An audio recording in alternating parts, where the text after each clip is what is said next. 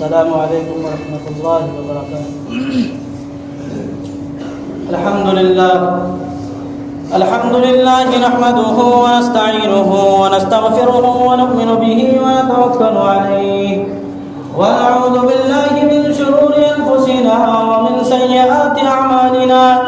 من يهده الله فلا مضل له ومن يضلل فلا هادي له، ونشهد أن لا إله إلا الله وحده لا شريك له، ونشهد أن سيدنا ومولانا محمدا عبده ورسوله۔ أعوذ بالله من الشيطان الرجيم، بسم الله الرحمن الرحيم۔ وما أرسلنا من قبلك من رسول إلا نوحي إليه أنه لا إله إلا هو أنا فاعبدون۔ وقال تبارك وتعالى في موضع آخر: يا أيها الناس اعبدوا ربكم الذي خلقكم والذين من قبلكم لعلكم تتقون، الذي جعل لكم الأرض فراشا والسماء بناء وأنزل من السماء ماء فأخرج به من الثمرات رزقا لكم فلا تجعلوا لله أندادا وأنتم تعلمون۔ وقال النبي صلى الله عليه وسلم: ما من عبد قال لا إله إلا الله ثم مات على ذلك إلا دخل الجنة، أو كما قال عليه الصلاة والسلام۔ میرے محترم بزرگوں، اللہ رب العزت کا احسان ہے کہ اللہ رب العزت نے ہمیں آپ کے سامنے تھوڑی دیر قرآن حدیث کی روشنی میں گفتگو کرنے کا موقع دیا۔ اللہ رب العزت سے دعا ہے کہ اللہ رب العزت ہمیں اور آپ کو صحیح بات کہنے اور اس پر عمل کرنے کی توفیق عطا فرمائے۔ جو لوگ سنت سے فارغ ہیں اور پیچھے بیٹھے ہوئے ہیں، ان سے میں ادباً گزارش کروں گا کہ وہ آگے کے صفوں کو پر کر لیں۔ آگے صفحے خالی ہیں تاکہ پیچھے سے آنے والے لوگوں کو دقت نہ ہو۔ اللہ رب العزت نے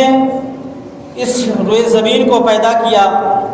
اور اس روئے زمین کو پیدا کرنے کے بعد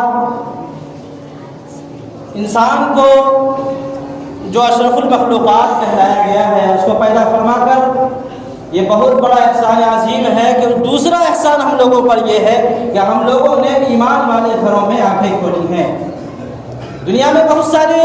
معبود کو ماننے والے، مذہب کو ماننے والے، بتوں کو پوجنے والے، سورج کو پوجنے والے اور نہ جانے کتنے بت کو پوجنے والے لوگ موجود ہیں جو آج بھی گمراہی کا راستہ اختیار کر کے اپنے آپ پر، اپنے اوپر جہنم کا حقدار بننے کو تیار ہے۔ لیکن اللہ رب العزت نے ہمارے اوپر یہ احسان کیا کہ اللہ رب العزت نے ہمیں کلمہ توحید کو پڑھنے والا، کلمے کو پڑھنے والے گھرانے میں پیدا فرمایا۔ اور ہمارے اوپر ڈیپینڈ ہے، ہماری یہ کوشش ہے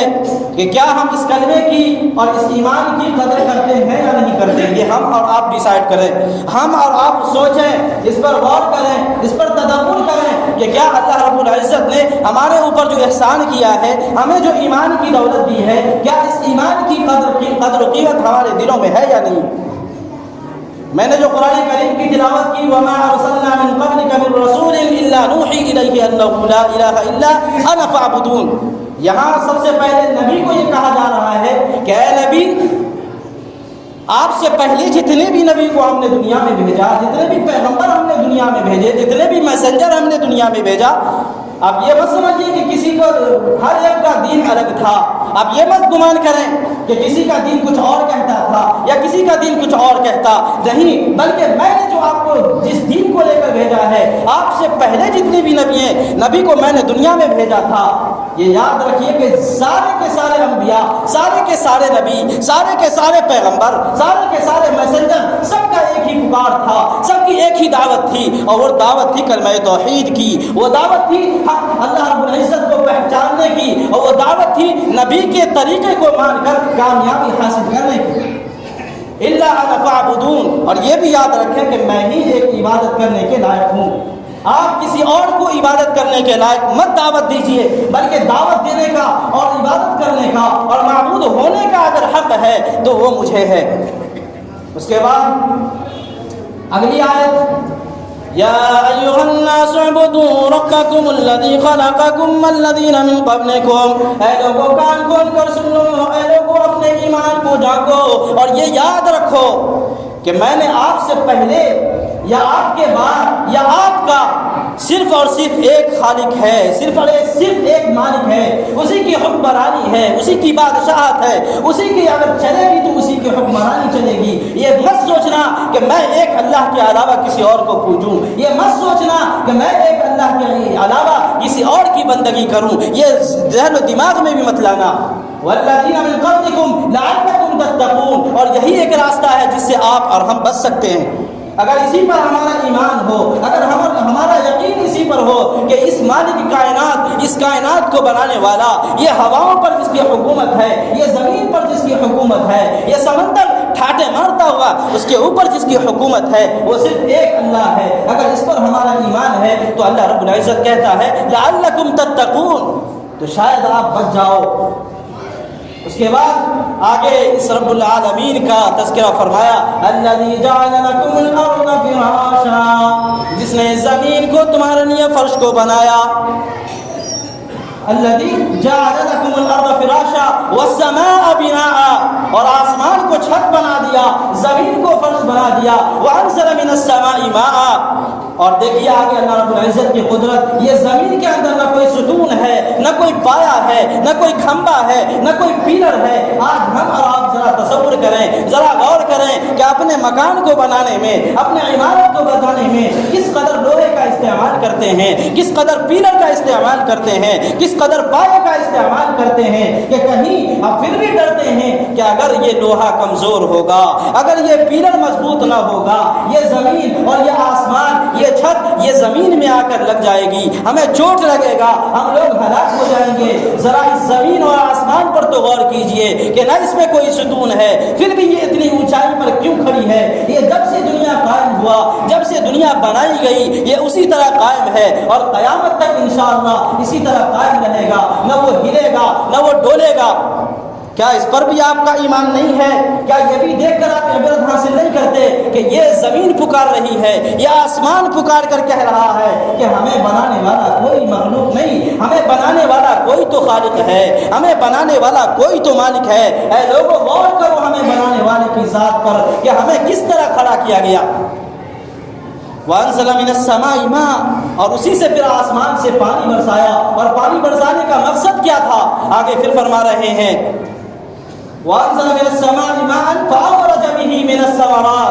تاکہ یہ زمین میں جب پانی کا برسات ہوتا ہے، یہ زمین میں جب بارش کا نزول ہوتا ہے، یہ زمین سے ہم تمہارے لیے اناج نکالتے ہیں، یہ زمین سے ہم تمہارے لیے پھل اور فروٹ نکالتے ہیں۔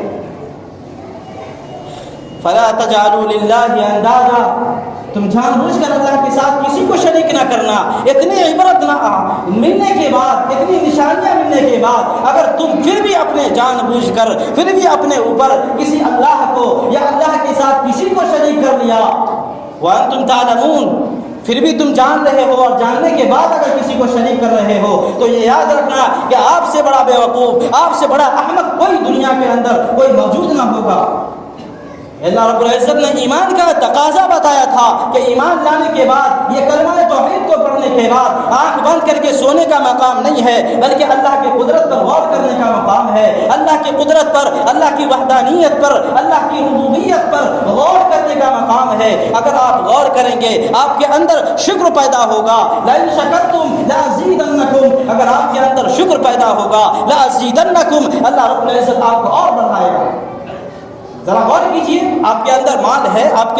کے پاس دکانیں ہیں، آپ کے پاس بزنس ہے، اگر آپ نے اس پر شکر کیا کہ اللہ رب العزت کا دیا ہوا یہ مال، اللہ رب العزت کا یہ دیا ہوا پیسہ، اس میں سے میں اللہ رب العزت کے راستے میں خرچ کروں گا، تب اللہ رب العزت اس میں اور اضافہ کرے گا۔ اس پر شکر کرنے سے اس کو اور بڑھوتری ہوتا ہے، یہ ایمان کا تقاضا تھا۔ لیکن آج ہم لوگوں نے صرف کلمہ توحید کو پڑھنے کے بعد، کتنے نوجوان تو ہمیں ایسے ملتے ہیں جو جوانی کے قدم پر، جوانی کی دہلیز پر قدم رکھ چکا، اس سے پوچھئے ایمان مجمل، اس سے پوچھئے کلمہ توحید، کہتا ہاں ہے، ہائے ہائے لا ادری، میں نہیں جانتا۔ افسوس کا مقام ہے کہ کیا صرف ہمارے اوپر اتنی ذمہ داری تھی کہ کلمہ توحید والے گھروں میں پیدا ہو گئے، یہ ہم نے احسان کیا؟ نہیں، بلکہ ہم کلمہ توحید کو پڑھنے والے بن جائیں، اس پر ایمان ہمارا مکمل ہو جائے۔ یہی کی دنیا میں آج ہر گوشے میں، آج دنیا کے چپے چپے میں دعوت و تبلیغ کا کام چل رہا، اسی کی دعوت ہے اور تمام نبیوں کا کام ہے۔ نبی نے اسی بات کی دعوت دی تھی کہ اللہ کی وحدانیت کو پہچانو، نبی کی تعلیم کو پہچانو، تب تمہارا ایمان بھی مکمل ہوگا، تب تمہاری آخرت بھی سنور جائے گی۔ ذرا غور کیجیے،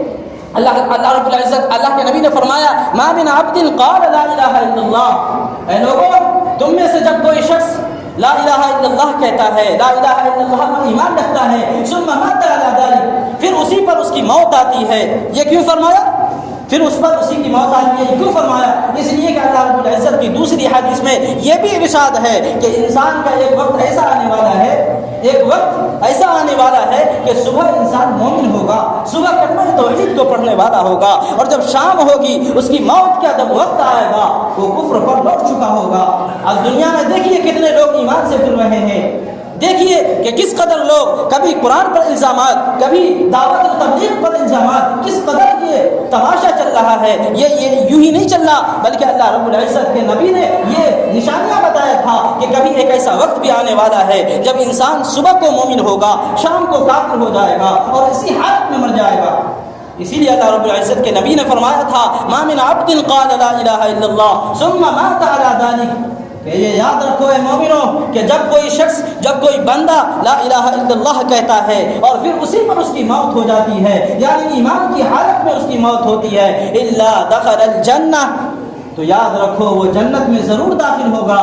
لیکن جنت اتنی سستی نہیں ہے کہ ہم شراب خوری کرتے رہیں، جوا کھیلتے رہیں، حرام خوری کرتے رہیں اور یہ دل میں یہ گمان ہو کہ میں کلمہ توحید کو پڑھنے والا ہوں۔ جمعے میں تو یہ بیان ہوا تھا کہ جو لا الہ الا اللہ کہے گا وہ جنت میں داخل ہوگا، اب مجھے جنت پانے کی کیا ضرورت ہے، نماز پڑھنے کی کیا ضرورت ہے، چلو میرے لیے تو جنت رکھا ہوا۔ نہیں، اپنے اندر ایمان کو جگانا ہوگا، اپنے اللہ کو پہچاننا ہوگا، اپنے نبی کی وہ درد کو سمجھنا ہوگا جس درد کو عتبہ نے، جس درد کو شیبہ نے سمجھا تھا جب طائف میں جب اللہ کے نبی کو ستایا گیا، اس میں لہو لہان ہوئے، تو سب سے بڑا دشمن جو اس وقت تھا عتبہ اور شیبہ۔ ذرا دیکھیے آج دنیا کا یہی حالات ہمیں بتاتا ہے کہ جب دشمن اپنے دشمنی پر، جب دشمن اپنے دشمن کو کمزوری میں پاتا ہے اس سے فائدہ اٹھاتا ہے، اس کو مارتا ہے۔ لیکن اللہ کے نبی کو جب اتنا مارا گیا، طائف کے اس وادی میں اتنا لہو لہان کیا گیا کہ سب سے بڑا دشمن عتبہ اور شیبہ جب ان کے باغ میں اللہ کے نبی نے پناہ لیا تو ان کی آنکھوں میں آنسو آ گئے اور یہ کہہ پڑا کہ ہائے ہائے، یہ نبی کو، اس کی امت نے، اس نبی کو اس کے لوگوں نے کس قدر مارا ہے۔ وہ آنکھوں میں آنسو آ گئے۔ بتائیے بھلا دشمن کے آنکھوں میں آنسو آنا یہ کس قدر زخمی ہوئے ہوں گے اللہ کے نبی۔ اس کے بعد وہ عتبہ اور شیبہ ایک تشتری میں انگور لا کر اپنے غلام کو کہتا ہے جاؤ اس نبی کو دے دو اور کہنا کہ میری طرف سے یہ ہدیہ قبول کرے۔ حالانکہ ہونا یہ چاہیے تھا کہ اپنے دشمن کو کمزوری کی حالت میں پانے کے باوجود وہ اس وقت ان کو مارنے کی کوشش کرتا، ان کو مارنے کی تدبیر کرتا، لیکن ان کو مارنے کی نہیں بلکہ بچا کر ان کو انگور کا تحفہ پیش کر رہے ہیں۔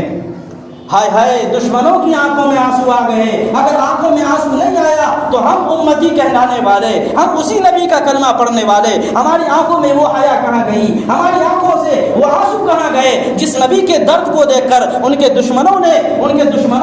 آنکھوں سے آنسو بہایا تھا۔ آج ہم اسی کے نبی کے دعوے دار کہلاتے ہیں، اسی نبی کے دیوانے کہلاتے ہیں اور ربیع الاول میں ڈھول تماشے کرتے ہیں اور یہ دیوانگی کا ثبوت پیش کرتے ہیں۔ میں یہ کہتا ہوں وہ دیوانگی نہیں ہے، وہ پاگل بندی ہے، وہ دیوانگی نہیں ہے، یہ ایک جنون ہے، یہ مجنون اور پاگل کا کام ہے جو شراب پی کر اپنے ہوش کھو بیٹھتا۔